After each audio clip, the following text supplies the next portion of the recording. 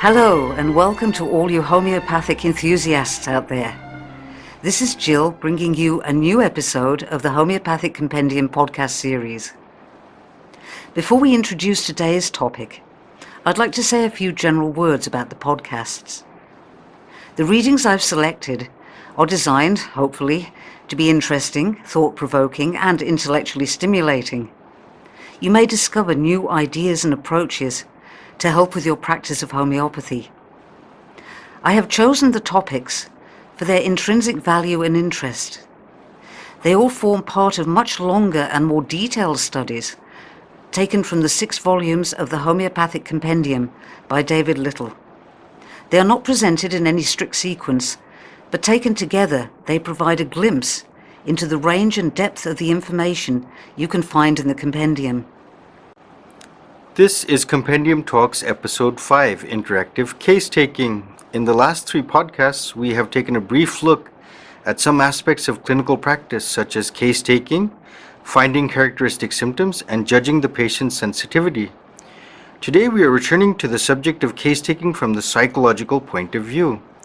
The reading is from Book 5 of the Compendium, Constitution, Temperament, and Maps of Consciousness. The psychological studies in the book were inspired by the works of the great psychologist Carl Jung and also by the writings of E.C. Whitmont, who combined the disciplines of Jungian psychology and homeopathy.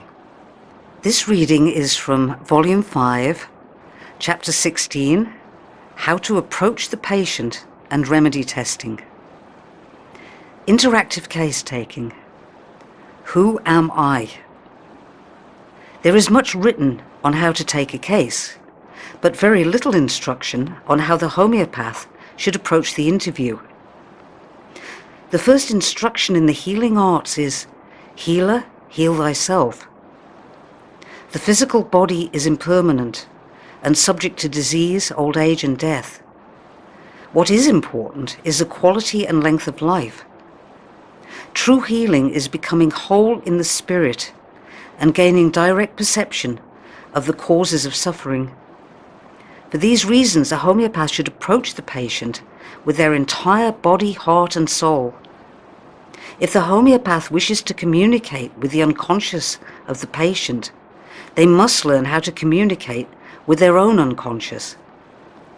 Therefore, the healing artist must take up the path of self-realization and begin the process of individuation on a personal level. The unconscious speaks through a twilight language that is symbolic in nature and must be interpreted by the practitioner.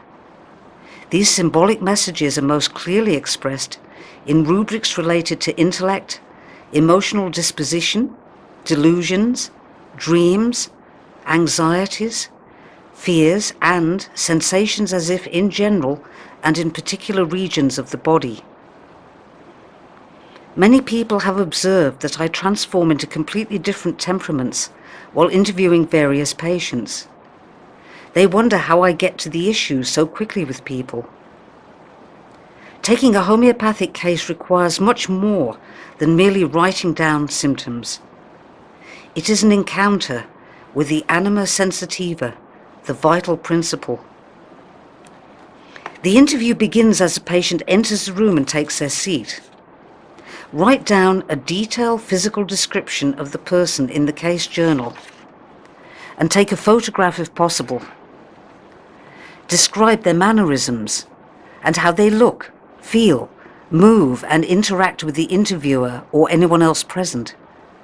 Listen to the tone of their voice and observe the choice of their first words and see what body postures they take when they say them. This helps establish who the patient is right from the start. My method is to use the principles of homeopathic philosophy, psychology, and mesmerism during the interview. This technique uses similar states, sympathy and compassion, to establish an unconscious rapport with the patient. Much of human communication takes place subliminally, as words are only symbols of something much deeper. Simple questions and silence go deeper than too many words. I enter my psyche in a wordless state of contemplation and observe everything outside and inside myself for sensations, feelings, signs and symptoms. Allow your own unconscious to reveal the deeper meaning of the images and sensations by listening to the sounds of silence that come from within. During this process, I am careful to relax my body and take up an empathetic pose and speak in a sympathetic voice, using a mellow cadence that mirrors the patient's speech patterns. It is said that the eyes are the windows of the soul. For this reason, I gaze gently into the patient's eyes with passive awareness and an open mind. I tune my consciousness into their mental state as much as possible while maintaining my own boundaries.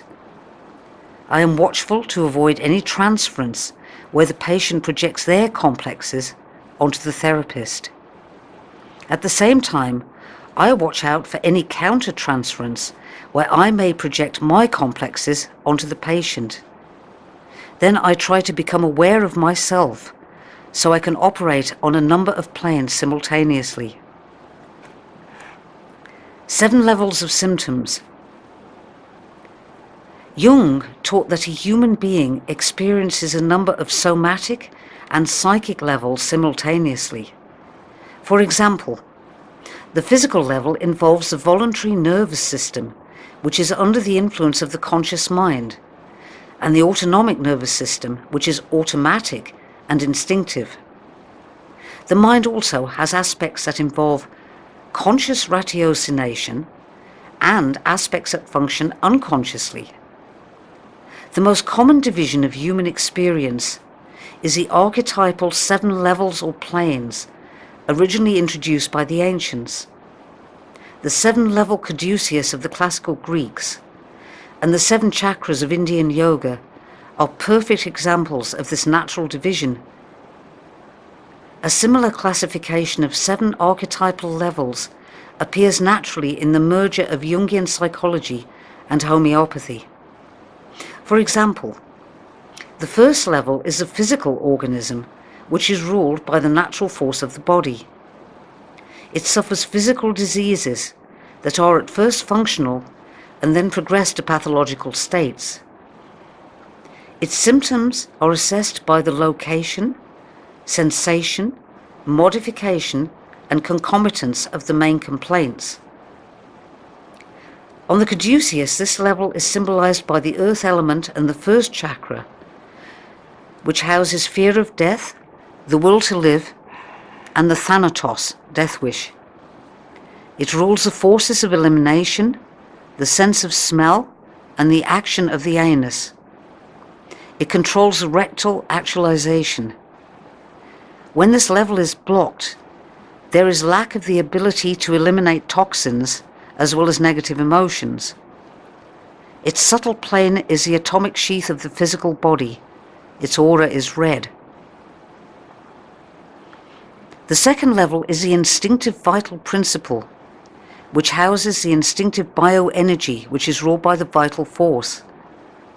In aphorism 15 of the Organon, Hahnemann explains that the physical organism and the vital force are a unity that is viewed as 2 entities for easy understanding. The symptoms of the second level manifest in the general concomitants, sensations, modalities, times, circumstances, aversions, desires, food, drink, sex, sleep, etc. On the caduceus, this level is symbolized by the water element and the second chakra, which houses attachment, detachment, and eros, the life wish. It rules the forces of sexuality, the sense of taste, and the action of the tongue. It controls the genital and urethral activations.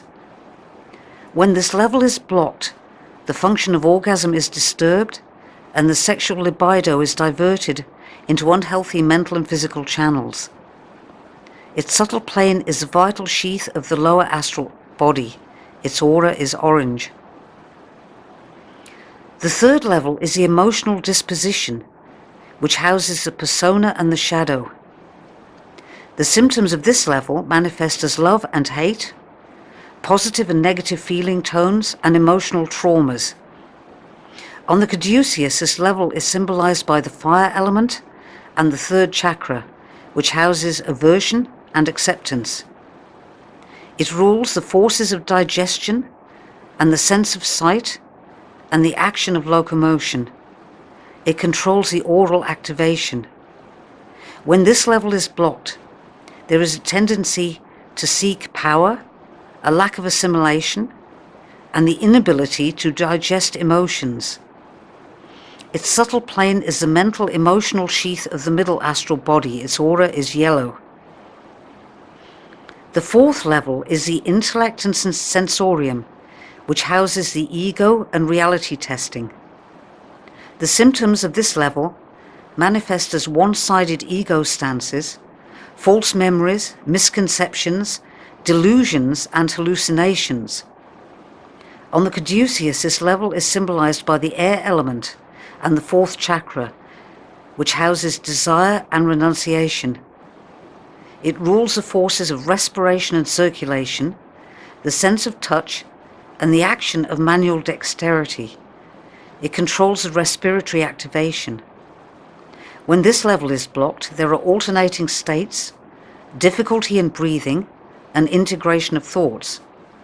Its subtle plane is the intellectual sheath and the higher astral body. Its aura is green. The fifth level is the personal unconscious, which houses the anima and animus. The symptoms of this level manifest as psychological complexes and negative mother and father figures, as well as birth and childhood experiences. It also relates to mood affective disorders, anxiety, phobias, and neurosis. On the caduceus, this level is symbolized by the ether element and the fifth chakra, which houses grief, loss, and gain. It rules the force of expression and the sense of hearing and the action of speech. It controls the vocalization activation. When this level is blocked, there are dissociated states, an inability to express one's true thoughts and feelings, and a sense of being choked by emotion. Its subtle plane is the transcendental sheath and the causal body. Its aura is blue. The sixth level is the collective unconscious, which houses psychic energy, archetypes, and natural correspondences, and is ruled by the psychic force. The symptoms of this level manifest as grand mind-body sensations, visions, inner voices, dreams, mythologems, and symbols. It also relates to psychosis and schizophrenia. On the caduceus, this level is symbolized by the psyche and the sixth chakra, which is called the third eye. It rules the forces of veiling and projecting, and its sense is intuition and the action of clairvoyant sight. When this level is blocked, there is a lack of foresight and a tendency to produce figments of the imagination. Its subtle plane is the golden sheath and the spiritual body. Its aura is indigo. The seventh level is the self, which houses pure consciousness and the power of individuation. The symptoms of this level are the mission in life and the discovery of one's own individual myth. On the caduceus, this level is symbolized by the spirit and the seventh chakra, which is the crown center. It rules the forces of enlightenment and self-realization. When this level is blocked, one feels cut off from the source and alone in the world. Its subtle plane is emptiness and clear light. Its aura is violet. The 7 universal questions. In his lesser writings, Bonninghausen introduced a hexameter that contains the 7 universal questions: who, what, where, with what, why, what mode, and when. These 7 questions were originally a means of spiritual self-examination, which the Baron applied to homeopathic case-taking. These same questions form the foundation of a complete rubric, as well as a totality of the symptoms. On this basis, a homeopath studies the collection of symptoms that are necessary to find a true simillimum. The question who is a manifestation of the eternal question, who am I, which is at the root of all existential inquiry.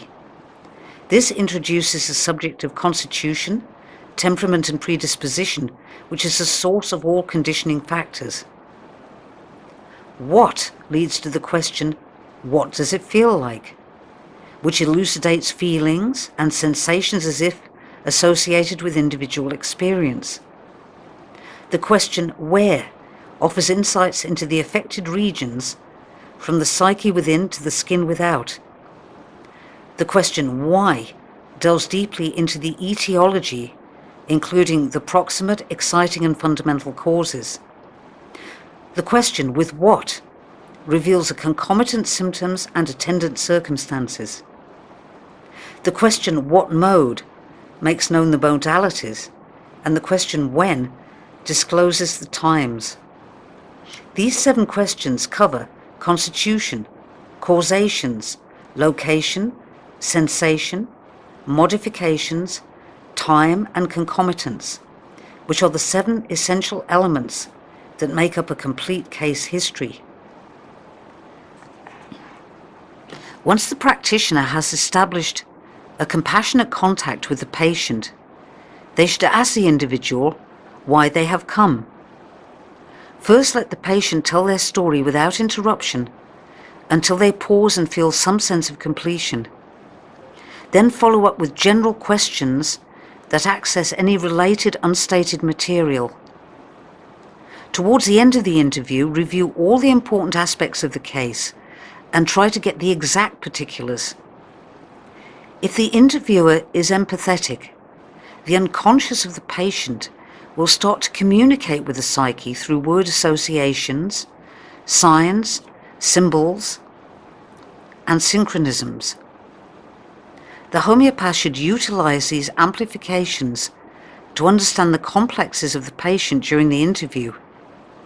In this way, the homeopath can penetrate the projecting and veiling power of the human psyche. As the patient begins to bond with the interviewer, their face will take on new color, their eyes will become brighter, their pupils will expand, their breath will become deeper, and they will shift to a new, more open body posture. This means that the bond of trust has been established with the subconscious, and you are communicating on a deeper level. Now one begins to examine the psyche more deeply with a few well-placed questions. At times, a warm touch, accompanied by a compassionate gaze and a few caring words, will allow the patient to share areas that are very painful and may involve guilt or shame. They need a caring witness who will guide them without judging them. As the patient explains the reasons why they have come to see you, continue with the 7 essential questions. This process leads the patient deeply into feelings and sensations, which are the language of the vital force. This helps to unwind the deeper layers of the psyche until it reveals the archetypal powers that are the source of the energy behind their emotional complexes. The grand archetypes, delusions, feelings, sensations as if, and their related circumstances provide the homeopath with many characteristic symptoms of the patient. Watch the patient's feelings and sensations and become aware when the actualization of their complexes is taking place. Do not move past the moment of breakthrough by seeking too much information too quickly. Always make sure to allow for enough time and space for the process to unfold naturally from within. Always bring the patient back to the position of asking themselves the ancient question of, who am I, what am I doing, and how does it feel?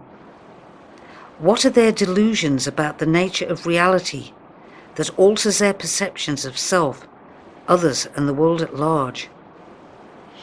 What are the loves and hates that drive them to do what they do? What are the emotions that circle like satellites around their perceptual delusions and misplaced loves and hates? What are the feeling tones and sensations associated with their inner experience? What situations act as triggers for these experiences? What circumstances make them feel better or worse? Getting the patient into a questioning state of mind is much more important than listening to the routine answers that most people initially offer as part of their social ego. Everybody is full of what they think are the rational or moral answers. Make them question themselves in such a way that their armoring drops and their core issues are exposed nakedly without repression. Watch your patient and yourself closely on all levels. The deeper the homeopath goes into their own psyche, the deeper the patient will go into their own unconscious material. Most psychic activity is subliminal and takes place below the threshold of the sensory consciousness. A homeopath mesmer uses animal magnetism, signs, symbols, word associations, synchronicity, allegory, similar correspondences, and congruity to unlock the door of psyche. These methods should be kept confidential, as the more the practitioner makes an outer show of the process, the less the method works. If there is too much ego, it may produce transference and counter-transference, and the entire process becomes a charade. It is best if the details of the process are kept as a professional secret. We hope you enjoyed this episode of Compendium Talks. Don't forget to visit our website at friendsofhealth.com for more information. Thank you for listening, and remember to look out for our next podcast soon.